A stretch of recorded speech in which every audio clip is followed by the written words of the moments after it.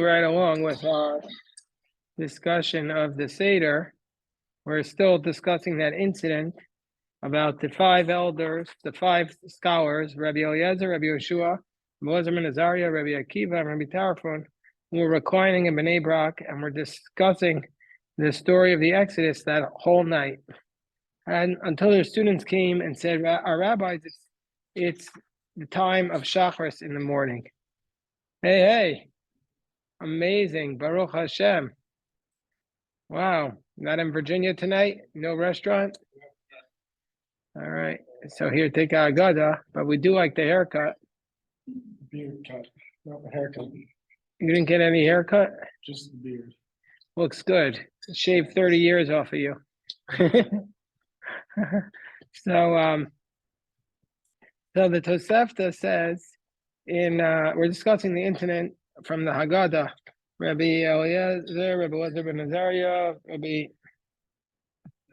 Eliezer, Rabbi Yeshua, Rabbi Eliezer ben Azariah, Rabbi Akiva, Rabbi Tarfon were reclining. But there's a similar story in the Tosefta to Pesachim, which I want to say, which says there that it says in the Tosefta Pesachim, a person is obligated to engage in the laws of Pesach all night, even if it's just by himself. And even if it's just him and his son, and even if it's just by himself. And then there's an incident with Rabbi Gamliel and the elders who were reclining in the house of Baitos ben Zonin in the town of Wood. And they were discussing laws of Pesach until the rooster crowed. And then what happened was they removed their tables and they gathered and they went to the study hall. So therefore, that's a similar incident. Okay, I just wanted to point it out so everybody should be aware of it. Now, why did these students stay up all night on the night of Yom Tov? And why were these Torah scholars staying up all night?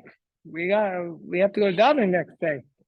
So why? Usually we don't stay up all night. So the answer is that this is called the night where we're protected, Leil Shimurim, the night of protection. Because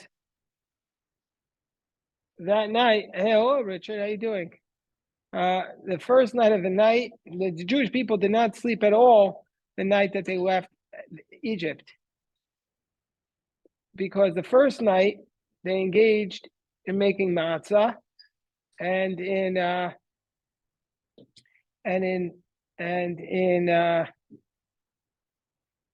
mitzvah of the Paschal Lamb. And the last half, they were engaged in the departure. And so therefore, since that night, when they were in Egypt, everybody was up all night. Therefore, and we're supposed to reenact the Seder and look at ourselves as though we ourselves left Egypt. So for this reason, they were up all night. And that's how they showed that they left Egypt. So that's why they were up all night. They were reenacting that scene. So that's the answer. That's one answer.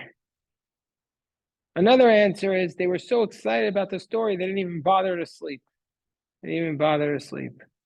Now we're discussing the story, Richard, that night, the night of the Exodus, that night, it says, we read in the Haggadah that these five rabbis were up all night, and their students came and said, rabbis, it's time to recite the Shema in the morning. Rabbi Hosseinu agreed, Higia Zman Kriya Shema Shacharit. So why did they stop to recite Shema? Why didn't they keep praying? Why didn't they keep studying the Haggadah? Because the mitzvah of Kriya Shema is a mitzvah. The mitzvah of reciting the Shema is a mitzvah that's has a time on it. And if you don't do it, if you don't say the Shema, you miss the time. You can't make it up. So therefore, they had to stop what they were doing and recite the Shema. But without this, they would still be talking about the Exodus. And the Brisker Rav says that their involvement was, what they were studying was the laws of Pesach. But they were also fulfilling the mitzvah of the Exodus. And they, even after the day started, they continued to study, but then they were fulfilling the mitzvah of Torah study, but not the mitzvah of telling the story of the Exodus.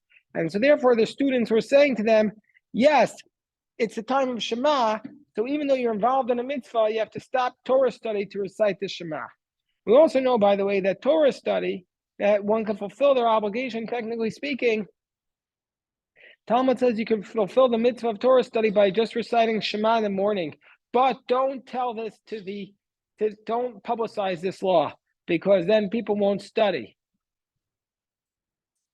So maybe that's what they were saying. You're engaged in the mitzvah of Torah study now. Stop being the mitzvah of the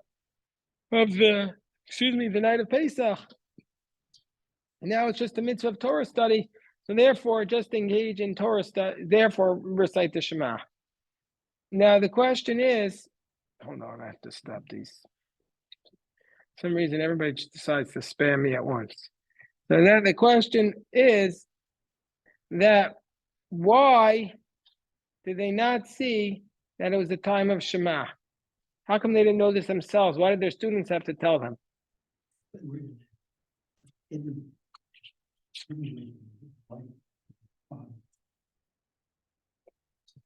That's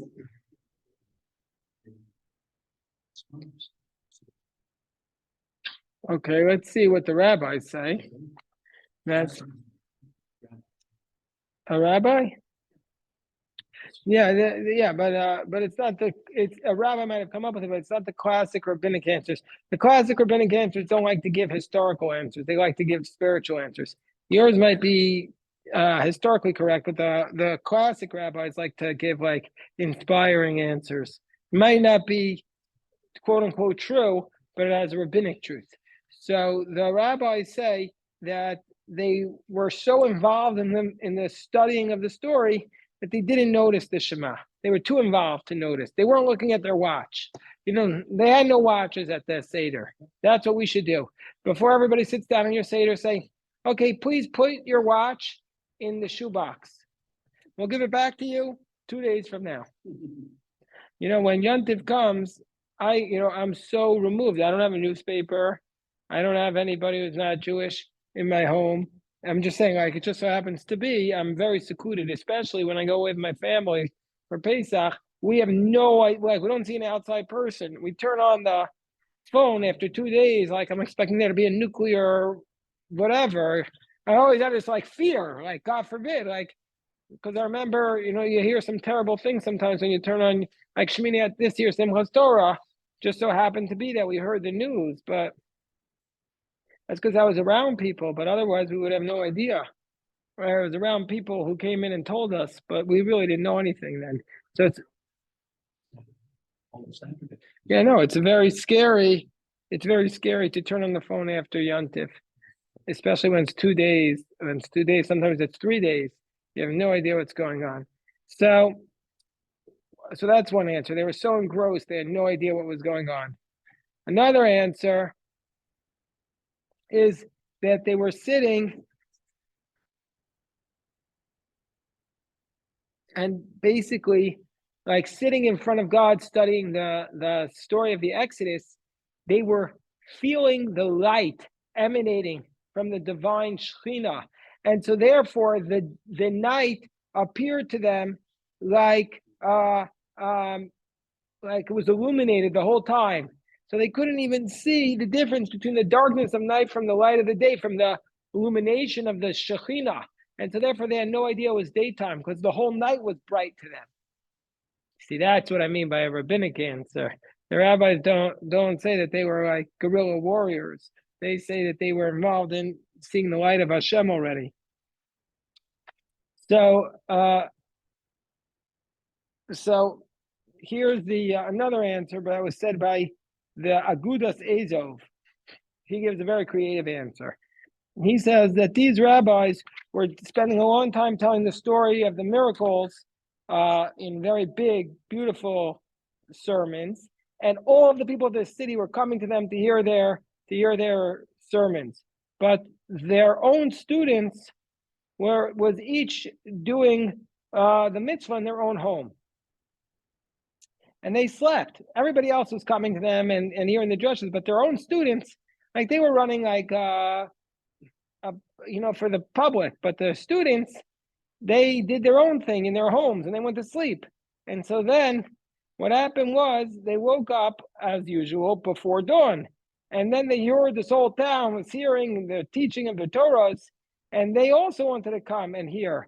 But when they came, the teacher said to their students,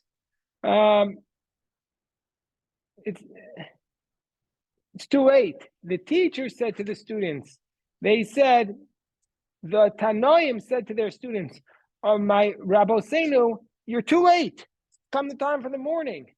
Did you hear what he's saying? Let me explain again in case you missed it. This is an unbelievable Chiddush. You have to read this story differently. He says it like this. He says that these 5 rabbis were sitting there teaching, and their primary students did the Seder in their own home and went to sleep. So who were they teaching to? All the chevra from the community, the people who weren't as learned, came to them to hear the Seder. And then the students woke up before dawn, and they came to their teachers, and they said, oh, we missed it, tell us now. And the rabbis, and these 5 rabbis said to their students, they called them Rabbi Seinu, Rabbanim, yeshiva bachars. It's too late. Now it's the time of Shachris, of Shema in the morning. The rabbi said to their students, you missed it. Don't miss an opportunity. That's what they said. Don't miss the opportunity. What a Geshmak Chiddush. The Geshmak Chiddush. Rabbi Yosef, yes. This would answer the question that you asked why Rabbi Tarfon is mentioned after Rabbi Akiva, because he was his student. So that would explain that part. How so? Because if the Amru Lahem is by these 5 rabbis, then they were actually talking to their students, so there wouldn't have been a difference between Rabbi Akiva and Rabbi Tarfon in terms of priority. Right, I see. Very nice.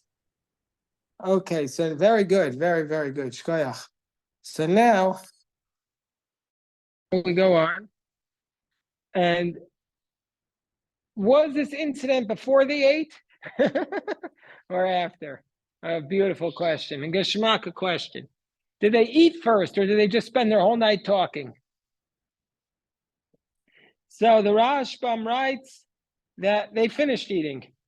Because before eating, you're not supposed to talk so much. Let everybody eat. Oh, Ezra, how you doing? Oh, Moshe.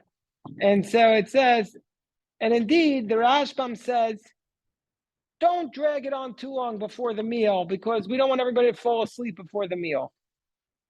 So Musar Haskell, take it to heart. Don't drag on the Seder before the meal. Let everybody eat. But the Ritva says, no, that they were talking and they didn't even get a chance to eat yet. Wow. But then there's more problem that they have to find at night. So according to this, that you have the time to eat the Afikomen and the Korban Pesach, or the Afikomen up until dawn. This is the proof of that. Okay, beautiful. Okay, next. You don't have to share every single one of these with your family. You can be judicious about what you think is most appropriate for your situation. Every situation is different. Every situation, some people might be more receptive than others. So now we go up to the next incident. Next incident, and we don't even, first question is, what's it even doing here? That we now remember, comes along Rebbe Elazar ben Azariah, and he says, behold, I was like 70 years old. I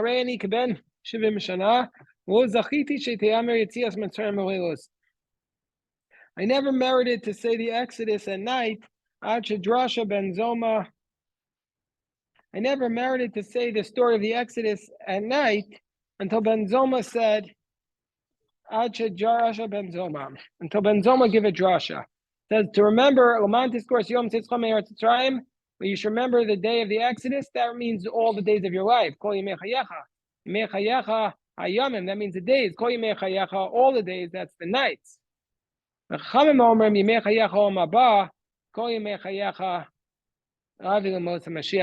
Mashiach. I always felt like this is a symbolic debate. Do you have to remember the Exodus even at night? Even in the darkest times, are you required to remember the Exodus? Whereas the Chachamim say no, only in the best of times. And then the Chachamim say even in the time of the Mashiach, do we have to mention the Exodus? That's the vort of the Chachamim. And even when things are great, you still have to remember this Exodus story. So that's Ben Zoma says even at night. So I said that that's symbolic. But you don't have to blame me at your Seder. You could say you said it. So so basically this incident is obviously continuation of the obligation to tell the Exodus story. And it's saying that we have an obligation not only the night of Exodus, but all the nights. So, and that's probably why it's being said tonight. But the Rambam says a different version of this. This you could put in this will be Geshmak for your Seder. Meaning to say that Rabbi Elazar ben Azariah, the Rambam's version of this, hold on to your seats for this one, boys and girls. Wow. Wait till you hear this one. This one's going to be wild. The Rambam's version of this incident is that Rabbi Elazar ben Azariah, Amar lahem Rabbi Elazar ben Azariah. Rabbi Elazar ben Azariah said to them, he's responding to the students. He's responding to the students who just came to him. And he said, no, I have to say it all night and all day. I could keep going. I don't have to stop and say Shema. Amar Rabbi Elazar ben Azariah. Rabbi Elazar ben Azariah said. That's the Rambam's version. Wow. Okay. So now we have a lot to talk about here. A lot to talk about. I have here at least 8 or 9 pages just on this one little paragraph. Beautiful. 9 pages. Actually, 13 pages. Whatever. Amar Rabbi Elazar ben Azariah. So some say that what it says here, you might have thought I only have to mention it during the day because it says Kol Yimei Chayecha. So it needs to remind us that also at night. But even though the main redemption was during the day, because that's when we left in the early morning. And another explanation is to tell us, okay, we're gathered here tonight, but guess what? Every night we have to tell the story. And that works well with the previous suggestion that maybe this Exodus, this previous paragraph didn't take place on Seder night. So you have to tell it every night.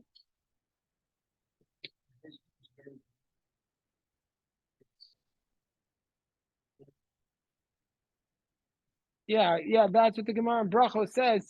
That the Gemara in Brachos tells us that story, which we're going to get to, that they wanted him to take over, and his wife said, "You're too young to be the Rosh Hashiva." It's a whole story in Gemara in Brachos in the 4th chapter. So overnight, he grew white hair, gray from the job. He got gray from the job overnight. His wife said, "They're going to replace you," just like they got rid of the other guy. He said, "Yeah, but at least I'll be in for a day." And that's all he was. He was in for a day, and then they replaced him.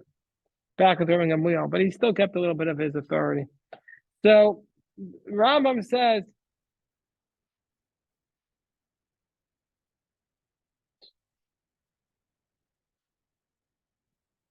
okay. So it says you have to maskir Yetzias Mitzrayim b'leilos. You have to mention the Exodus at night. So what does it mean, maskir Yetzias Mitzrayim? That means to say that even the passage of Tzitzis and Shema, even though there's no obligation to wear tzitzis at night because it says you shall see it, nevertheless, on that night, every night we're supposed to still read that paragraph because of the Exodus. What about during an eclipse? Do you have to wear tzitzis during the total eclipse? That's a question that the commentaries discuss. Okay, so why does Rabbi Gamliel mention this phrase? This is what Bill was talking about. Why does he mention this phrase? What does it have to do with anything when he says, I was like 70 years old and I never merited to understand the nights? Doesn't make any sense. Why does he have to mention that?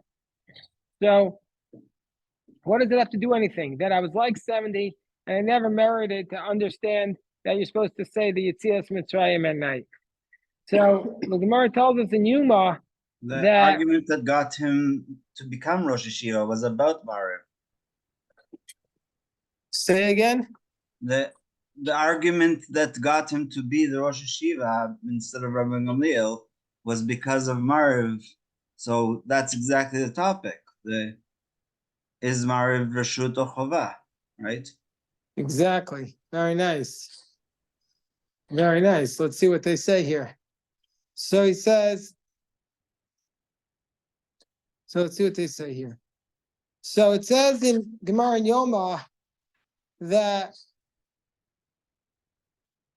Rabbi Elazar ben Azariah was either from the tribe of Levi or for the tribe of Yisachar. And so therefore,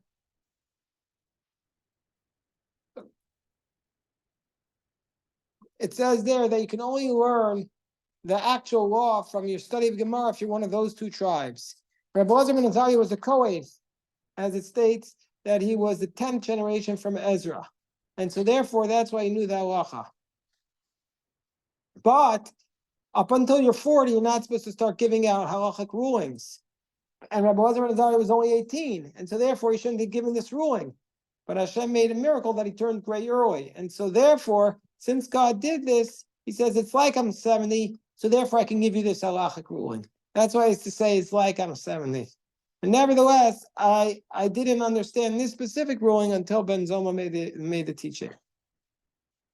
So what was the actual age of Rabbi Elazar ben Azariah when he says, I'm 70? So Rashi says that Rabbi Elazar ben Azariah was 18 years old. Okay, I already said that. But this is the Rashi, the Gemara Brachos, 28a. But, and on that day that he was there, that he appointed him, that's when they gave him this teaching. But the Yerushalmi says,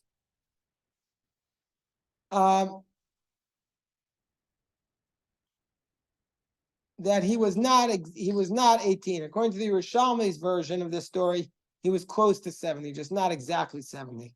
Maybe he was in his 60s. So why did he feel like he was 70? The Rambam writes, why does he say it's like I'm 70 when he was young? Because he was so young, but he studied so much, studied day and night until he became weak as a result of this. And so therefore he became so weak with his studies that he was like he was 70. And this was the way he was living his life. Maybe he was sickly. And also the Gemara in Brachos says it was a miracle that he turned old so people would respect him. But maybe that's just the beginning, says the Rambam. But then he had other signs because he worked so hard. So it's not necessarily a miracle. Maybe it was a sign of being feeble. And that the Chasam Sofer writes that from the aspect of nature, it's appropriate that their hair should turn white of Torah scholars because they study so much. But typically speaking, Hashem makes a miracle and they look like they're young and vigorous. But with Rabbi Elazar ben Azariah, Hashem wanted him to be the Nasi, and so therefore he removed this miracle. He didn't allow the miracle to take place. That's what the Chasam Sofer says. Okay. Now, what's the logic behind whether or not you should mention the Exodus tonight? So let's explain this teaching of Rabbi Elazar ben Azariah. He says, Lo zachiti. Why do you say I never merited? It's a very unusual phrase in halacha. It's a very unusual phrase.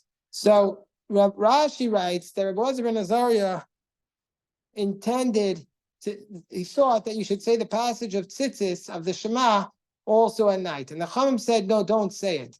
And so since he was an individual and they were the majority, typically speaking, we would ignore him. We wouldn't say it at night.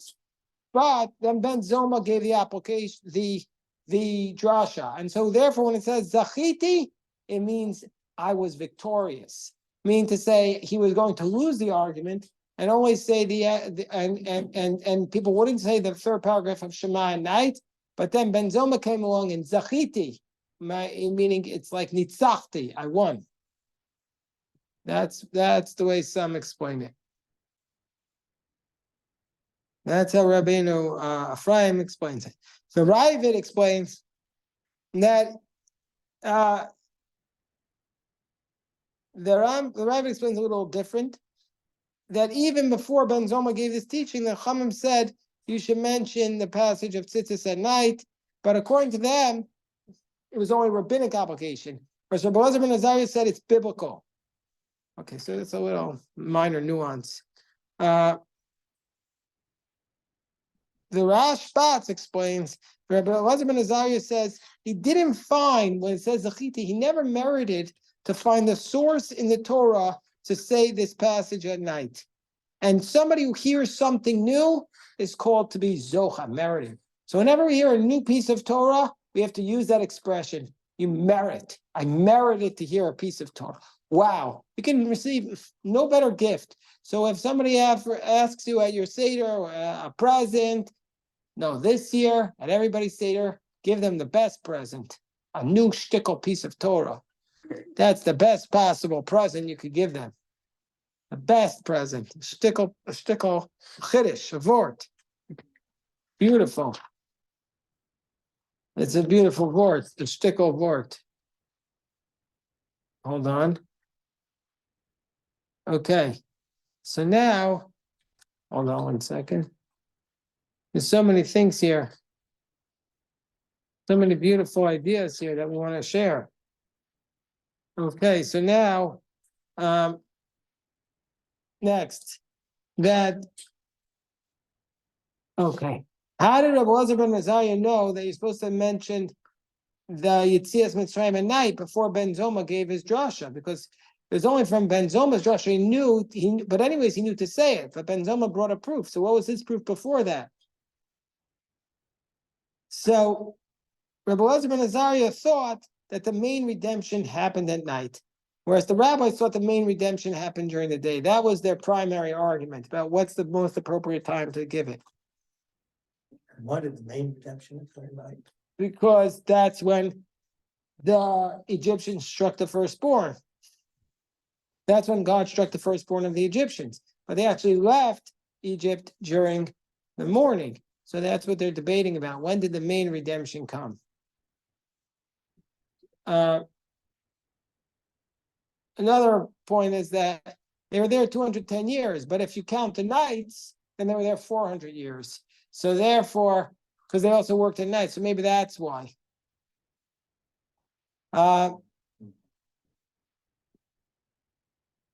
Okay, so no, we'll stop here. We have a lot to talk about. Let me just repeat one of the ideas. We found so many ideas, so moving here, but maybe it's